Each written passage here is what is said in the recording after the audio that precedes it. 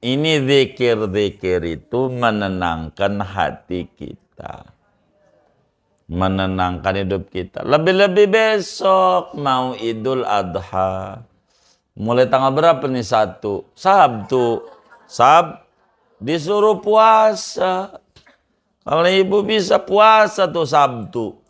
Jangan enggak. Sampai tanggal 9. Tuh ganjarannya seharinya sama dengan puasa sunat setahun. Kalau sholat malam sama dengan setahun. Sholat malam nih setahun. Enggak putus-putus. Biar gampang tahajud 2 rakaat. Enggak putus-putus. Setahun.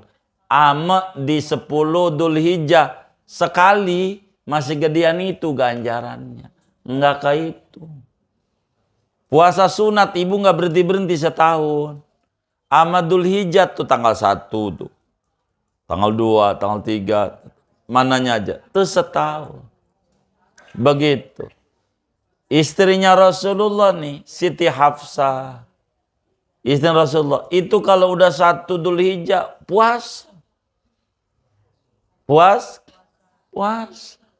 Buka-buka lebaran lada. Itu istrinya Nabi yang udah pasti masuk surga. Lah kita istri Nabi bukan, ponakan Nabi bukan, cucu Nabi bukan, bener enggak? Ya Allah. Gitu. Apanya? Sama aja orang dulu juga. Enggak apa-apa kondangan malah girang, yang punya hajatan ibu ngasih duit kagak makan. Lah bagaimana? Yang punya hajat coba kayak model ibu ini ada 20 aja lumayan. Lain. Enggak apa-apa. Tuh ganjarannya besar. Baca apa aja itu bu, ganjarannya kayak begitu. Baca apa aja. Apanya? Niat puasanya. Aku niat puasa esok hari sunat 10 pertama Dzulhijjah. Karena Allah Ta'ala. Kalau kebetulan hari Senin ditambah. Hari Senin. Begitu. Niat saya puasa esok hari 10 Dzulhijjah pertama dan hari Senin. Ganjarannya double lagi. Begitu. Nabi enggak pernah Nabi puasa 10 pertama. Tuh Dzulhijjahnya luar biasa. Kalau ibu enggak kuat puasa, gampang caranya. Kasih makan 10 orang. Gitu, biar enggak hilang keberkahannya. Beli aja nasi padang 10 box. Pagi sama orang. Kalau ibu enggak puasa, kasih setiap hari. Hah? Iya, kalau tanggal 10 kan udah pasti nggak puasa. Jadi ketika ibu tidak bisa puasa, jangan hilang keberkahan itu, ibu ganti dengan sedekah. Apalagi punya grup PA, siapa yang puasa Muharram, ayo puasa Dzulhijjah, ngacung, japri, buka, gua kasih. Mana alamat rumah lu? Begitu. Nah iya, namanya jabrun naqais, menutupi kekurangan kita. Jangan sampai keberkahan 10 Dzulhijjah nggak dapat. Nih kalau mau saya dongengin, amal Lailatul Qadar kata Nabi, tinggian itu.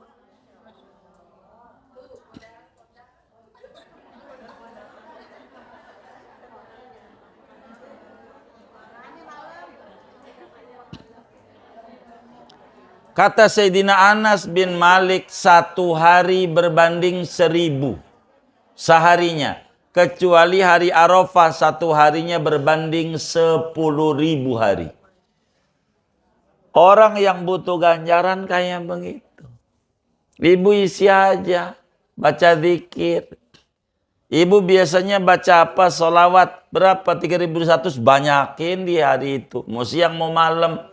Orang mustajab manjurnya Masya Allah.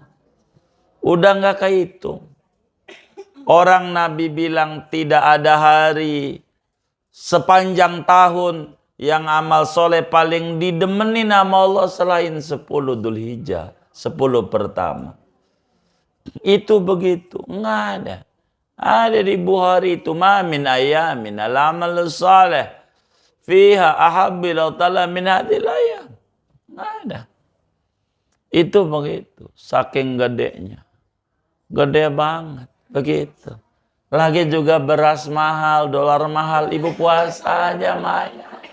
Duitnya kumpulin buat beli baju baru lebaran.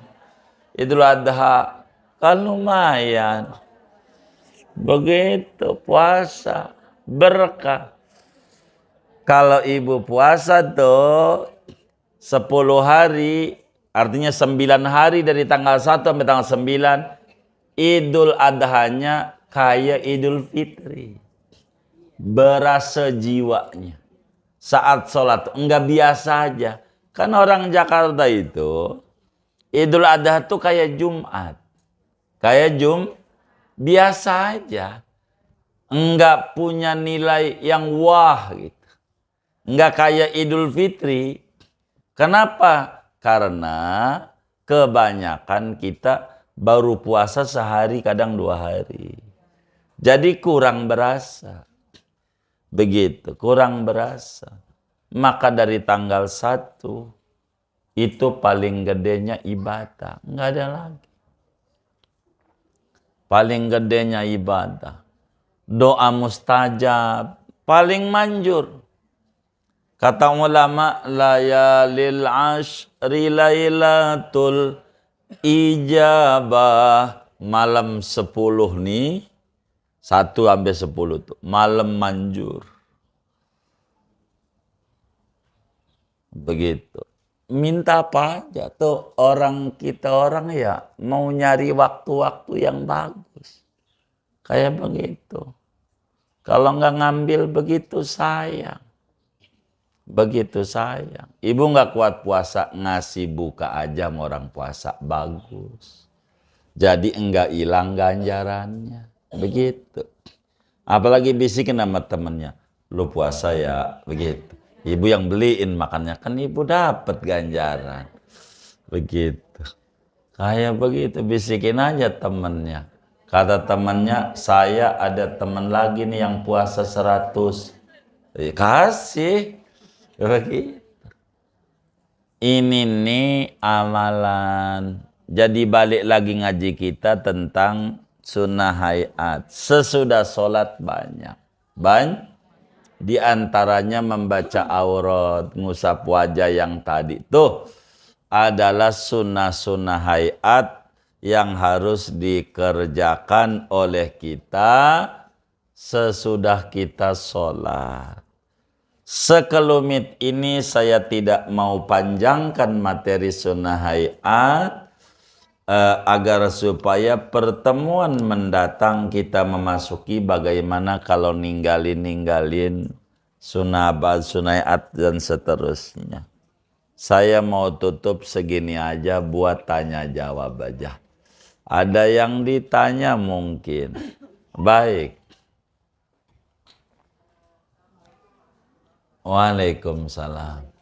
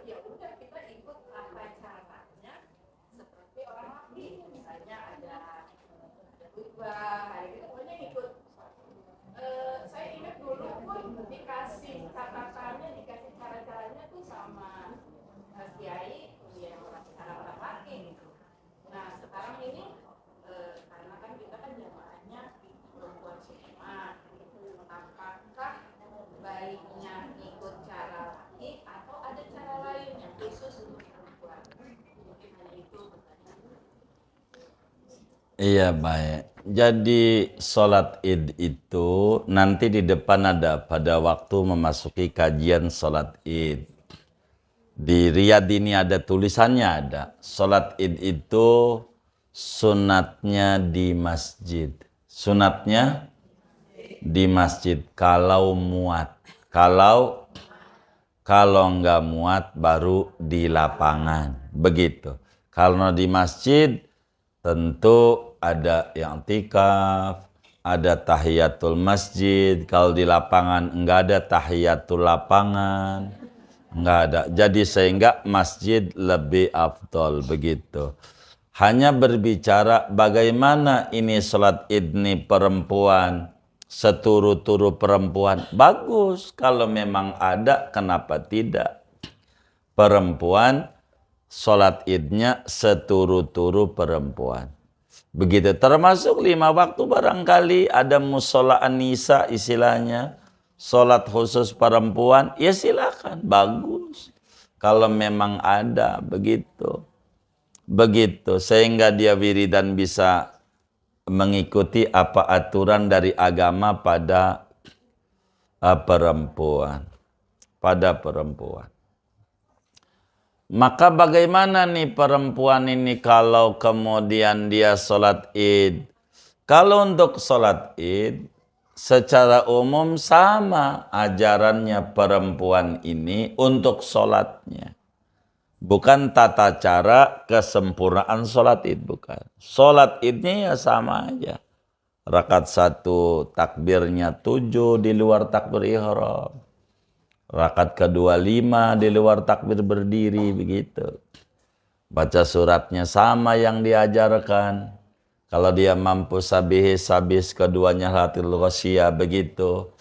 Ini diantara ajarannya. Lalu sesudah sholat id, bagaimana begitu aturannya perempuan? Apakah perlu khutbah? Nah inilah yang kemudian menjadi sorotan. Kalau khutbah tentu tidak ada. Kenapa khutbah tidak ada? Karena syarat khutbah itu harus laki-laki. Kalau syarat khutbah. Tapi boleh. Begitu perempuan ini namanya pidato mau'idhah. Namanya mau'idhah. Meski bahasanya khotib. Enggak apa-apa bahasa. Karena itu bahasa. Jadi kalau perempuan itu adalah ceramah aja. Khutbahnya sekali biar gampang. Khutbahnya sekali aja sebagai pidato, nasehatin perempuan. Bagaimana biar dia kenal Siti Fatimah kalau Idul Adha bagaimana, diceritakan dalam nasihat itu. Jangan pakai 2 kali, jangan. Begitu, sekali aja. Bagaimana naikinnya, mau kayak laki? Begitu, naikinnya. Ya tentu tidak. Dulu saya pernah rapikan ustadzah itu. Begitu. Dia pakai ya qaiman bisaidil khatibi 'alal mimbar. Pakai baca begitu. Enggak usah. Begitu yang kayak begitu. Ya, enggak usah. Wong ini bukan khatib. Harus diganti kalau mau itu baca ya silakan aja. Ya qaiman bisu'udil wa'idhi. Begitu. Enggak apa-apa. Kalau mau baca. Tapi bahasanya harus dirubah. Karena dia bukan khatib. Ya qaiman bisu'udil khatib. Khatib itu diganti wa'idh namanya. Wa'idhati. Perempuan. Ya qaiman. Kalau mau khatib harus khatibati. Tapi bahasa ini bakal enggak diprotes sama orang karena enggak boleh khutbah. Karena khatib harus laki-laki. Makanya ya qaiman bisu'udil wa'idhati rahimakumullah. Begitu. Kalau mau bahasa Indonesianya, wahai orang yang berdiri ketika imam ini memberi nasihat, silahkan mau pulang boleh. Kan maknanya begitu itu. Boleh. Tapi kalau daripada kayak begitu, dah naikin pakai innallaha aja. Kenapa tidak? Jadi abis salam sholat, karena Idul Adha kudu ada takbiran. Karena Idul, jangan abis salam langsung diri khutbah, tapi kudu takbiran dulu. Beda sama Idul Fitri. Takbiran dulu biasa tuh. Allahu Akbar, Allah biasa. Habis salamnya nih, karena disebut takbir muqayyad. Nanti di depan dalil-dalilnya. Selesai takbiran, udah aja kalau mau innallaha wa malaikatahu. Begitu, naikin tuh.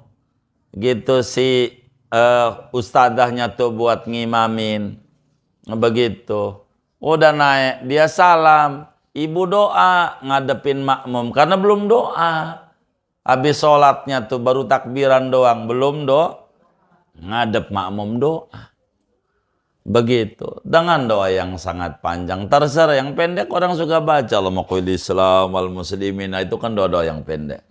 Begitu, silakan doa. Udah selesai rapi doa, duduk, baru ceramah. Ceramah lah bahasa kitanya. Kalau khutbah ndak bisa, pasti bakal diprotes oleh kiai-kiai. Karena bakal ngerusak ajaran, begitu. Kalau khutbah 2 kali. Kalau sekali nggak apa-apa. Namanya mau'idhah. Kalau sekali ada yang protes juga, yang protesnya nggak ngerti agama ini. Dia nggak baca tuh kitab Hasyiah Bajuri, hasil yang lain. Andai perempuan, kata Imam Bajuri di dalam kitab Al-Bajuri pada jilid 1 itu.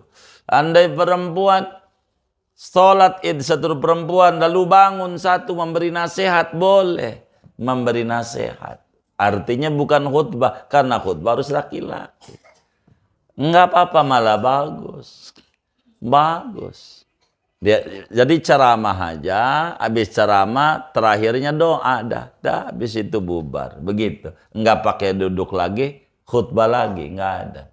Boleh saja, enggak apa-apa. Saya dulu banyak kawan-kawan itu saya rapikan itu. Begitu cara-cara beraid biar rapi. Enggak apa-apa. Ceramah aja. Sekali ceramah. Sekali ceramah. Itu begitu. Sekali ceramah. Itu banyak. Ada namanya Bu Nunung Nurbaiti. Banyak dulu saya buatin khutbah-khutbah. Lama. Saya kenal Bu Nunung itu dari tinggal di Rasa Malah. Di Menteng Dalam. Begitu. Sebelum beli rumah itu. Begitu. Saya ajarin banyak khutbah-khutbah. Buat id. Enggak ada khutbah kata saya. Sekali doang. Banyak ada yang tulisan tangan, zaman dulu masih ada menulis-nulis. Banyak teknya itu. Tiap tahun kadang dia minta mulu. Boleh aja, sekali aja teman. Jangan 2 kali. Kalau 2 kali bakal disalahin orang, sayanya nggak bisa membela. Gitu. Tapi kalau sekali ada di kitabnya. Nggak apa-apa. Ibu sekali aja, sekali dah. Yang penting doa gitu. Nggak apa-apa cara orang laki itu. Cuman yang ayyuhal ya qaiman itu aja tuh. Begitu. Itu ya qaiman nggak apa-apa dibaca. Kalau mau dibaca. Andai enggak, tapi bukan bisudil khotibi wong laki-laki. Saya protes itu beberapa orang. Baca ini khotibi itu laki-laki. Ini Anda ini perempuan, salah ini bacanya. Begitu. Artinya biar rapi di dalam ibadah. Jadi ala kulli hal, andai habis sholat id ini seturu perempuan ini lalu ada pidato sekali, itu paling sempurnanya sholat id. Malah ganjarannya gede dengan ibu sholat seturu-turu perempuan dibanding ikut laki. Kalau ibu bisa, kenapa tidak? Itu berarti dari dulunya agamis. Berarti di kampung ibu tempat tinggal itu. Berarti. Jadi ini perempuan nih sholat id. Begitu. Sudah 60 kali ikut laki. Sama sekali seturu-turu perempuan. Lebih gedean seturu-turu perempuan. Lebih gedean. Begitu. Ganjarannya. Lebih besar. Besar. Begitu. Malah kayak ngaji ini aja kalau boleh gurunya perempuan ini. Ngaji nih. Kalau boleh jangan saya bisa diusulin itu sama pengurusnya. Perempuan bagus. Setuju nggak? Iya kagak. Nah, iya, boleh. Bagus Ibu. Itu kayak begitu. Besar ganjarannya. Besar. Jadi bagus kalau sampai Ibu sholat idnya seturut-turut perempuan itu bagus. Silakan. Kalau Idul Fitri habis salam langsung naik mimbar. Tidak ada takbiran. Bakal disalahkan nama agama. Idul Fitri. Takbiran itu adanya di Idul Adha. Habis salam sholat idnya takbiran. Kalau Idul Fitri nggak ada. Kurang lebih demikian. Walau baik.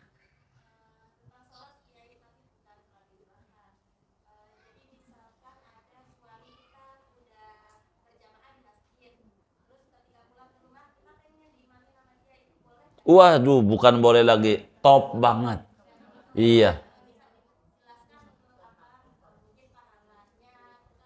Jadi si suami itu namanya disebut sodako. Kata Nabi, man yatasaddaqu ala hada. Jadi satu hari ada orang telat.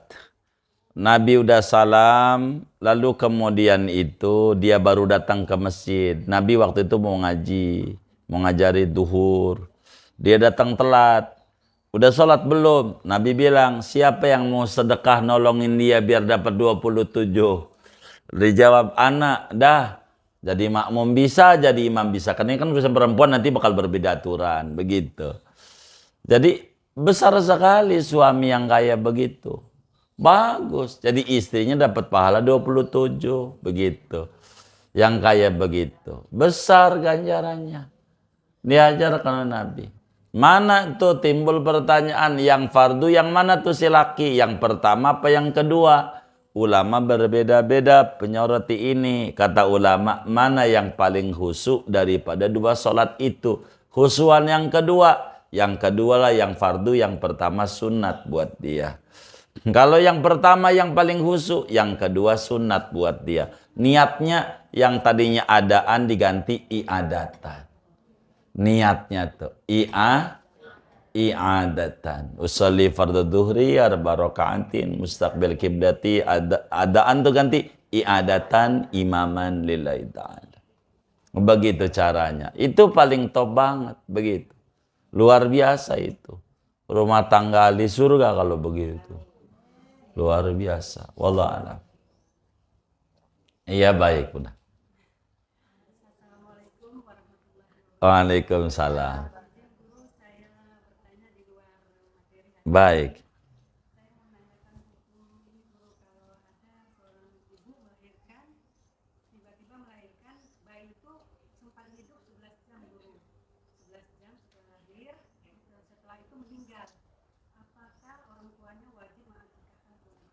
Iya baik.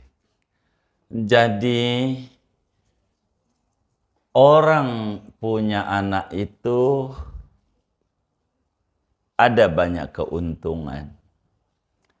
Bila anak itu meninggal masih kecil nih beda-beda.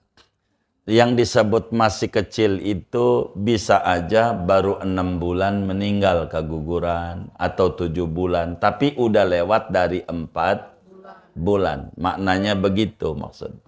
Sampailah orang baru lahir, baru sehari, 11 hari, setahun dan seterusnya. Kalau masih kecil meninggal, maka ini bayi bila orang tuanya ridho, maka akan menjadi pembela kuat masuk surga orang tuanya. Itu begitu. Bahkan diterangkan dalam hadis bahwa inna fil jannati labaitan yuqalu lahu baitul hamdi. Di surga itu ada istana megah namanya Baitul Hamdi. Namanya Istana Hamid namanya. Itu khusus buat orang-orang tua yang anaknya masih kecil meninggal lalu sabar menerima musibah dari Allah. Itu begitu. Nah, kaitan dengan fikih bagaimana bila anak kita ini nih sudah di atas 4 bulan udah ditiupkan roh, jangankan udah lahir, masih di perut, sunat diberi nama. Sunat diberi nama. Kalau belum ketahuan jenis kelaminnya, karena baru 4 bulan percis, kasih nama yang buat laki bisa, perempuan bisa. Namanya begitu. Iya, begitu. Namanya contoh Nurul Arifin. Ada laki juga teman saya Arifin. Ada perempuan artis Nurul Arifin juga. Ya nggak apa-apa. Begitu namanya. Kasih nama. Kemudian sunat diakikahi. Karena bakal jadi orang tumbuh nungguin orang tua di pintu surga. Kalau punya duit tentu. Sunat diakikahi. Berapa? Tergantung bayi yang lahir ini jenis kelaminnya apa. Kalau laki-laki 2 ekor. Kalau perempuan 1 ekor. Kalau perempuan 1 ekor diakikahi. Bikinin akikah. Sunat. Begitu. Meski bentuknya baru segumpal daging, tapi udah nafuru, udah 4 bulan. Ini bakal jadi orang. Aborsi aja udah haram. Biar anak kita sendiri. Karena udah ditiup roh 4 bulan itu nggak bisa. Ini kalau udah 4 bulan, biar dalam perut. Apalagi udah lahir, kasih nama, bikin akikah. Bikin akikah. Sunat. Begitu, mengakikahi. Begitu. Kenapa? Kesunatan bahwa kita dianugerahi anak keturunan meski tak panjang dia punya umur. Tidak panjang. Karena diberi anak keturunan, ini anak bakal menjadi pembela. Buat orang tua. Jadi ketika orang baris di padang mahsyar itu, setelah itu datang syafaatul uzma, setelah itu buku catatan amal, setelah itu sebagian riyad ini udah kelewat, setelah itu pemeriksaan, setelah itu ditimbang amal, setelah ditimbang baru minum dari telaga. Nah, yang punya anak kecil mati, masih kecil dan ridho tidak marah-marah sama Allah, itu anaknya nyari kita. Gitu, mak saya anakmu, begitu. Jadi orang gede kayak kita normal nanti di akhirat, dan dia bakal narik kita menuju surga. Keberuntungan daripada tumbuh besar anak lalu dia bengal, megelin, banda aja habis, maka berbeda saudara. Inilah agama. Sampailah dalam hadis qudsi Allah bilang, hal akhadtum samra'ata fuadi abdi, apakah kau ambil buah hati hambaku? Lalu malaikat jawab, qalu na'am, iya. Kaifa fa'al, apa yang dia lakukan? Istarja'ta, dia baca, ini anak dari engkau ya Allah. Ini balik sama engkau. Begitu, engkau lebih tahu tentang yang terbaik. Jangan-jangan kami bakal jadi ibu dan bapak yang durhaka kalau tumbuh besar. Yang bakal pusing, kau lebih baik. Kuserahkan kepadamu yang terbaik menurutmu. Dia terima. Yang kayak begini dapat baitul hamdi. Secara fikih, sunat dibikinin akikah. Akikah, sunat. Potongin kambing. Begitu, kambing. Begitu. Ketemulah dengan Idul Adha, niatin aja 2, akikah juga, kurban juga, dapat ganjaran 2, namanya 2 in 1. 1 kali kambing, 2 ganjaran. Cerdas. Boleh saja, tapi aturan akikahnya hilang kalau digabung.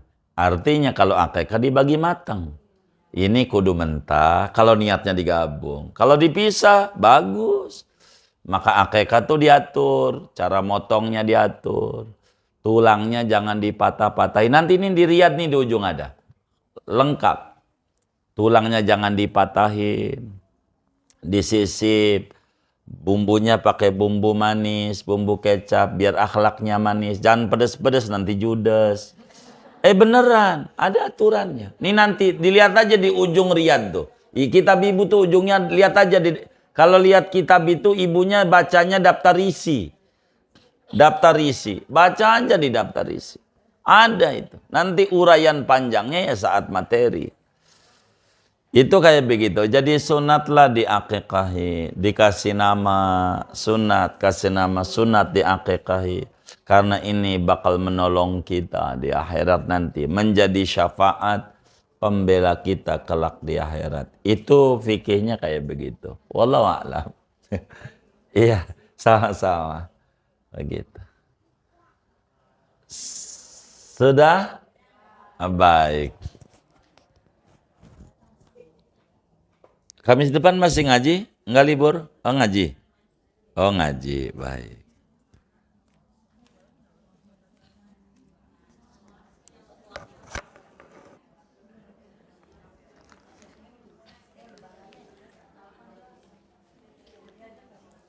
Takut mau pulang kampung doang? Enggak? Oh kagak. Oh ngaji aja, baik.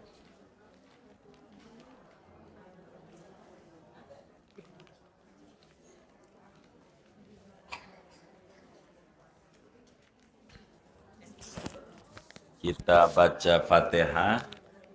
Ini ada infak dari Bapak Haji Abdullah Somad dan Ibunda Haja Maryani Sabenih Cipulir. Ini juga dari hamba Allah. Pahalanya untuk almarhum Haji Saidi bin Kian, almarhum Haji Hafsah binti Haji Abdul Qadir, almarhum Agus Salim bin Haji Saidi, almarhum Ahyar Setiawan bin Haji Saidi. Ini dari hamba Allah. Pahalanya untuk almarhum Haji Idris bin Muhammad Nur. Ini infak. Ini dari Ibunda Haja Azizah Gigi 2000. Ini atas nama Majlis Al Khairiyah IKPN Bintaro 1.600.000 rupiah. Kita baca Fatihah, wakaf-wakaf dan kepada hamba-hamba Allah ini semuanya mudah-mudahan diterima oleh Allah, diganti berlipat-lipat ganda, diberikan rezeki yang luas, yang halal, yang barakah.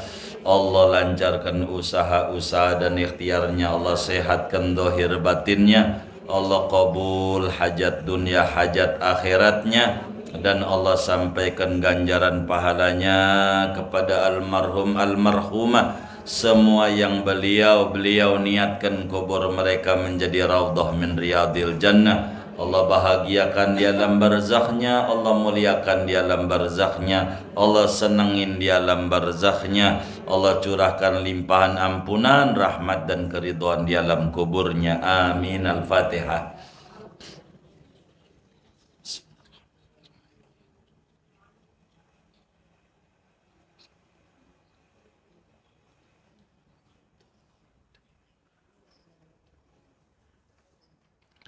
Buat kita bersama duduk di majelis ilmu, moga-moga Allah beri kita semua limpahan barokah, umur kita barokah, kesehatan kita barokah, rezeki kita makin barokah, usaha kita makin barokah, anak keturunan kita pada tinggi derajatnya. Al-Fatihah.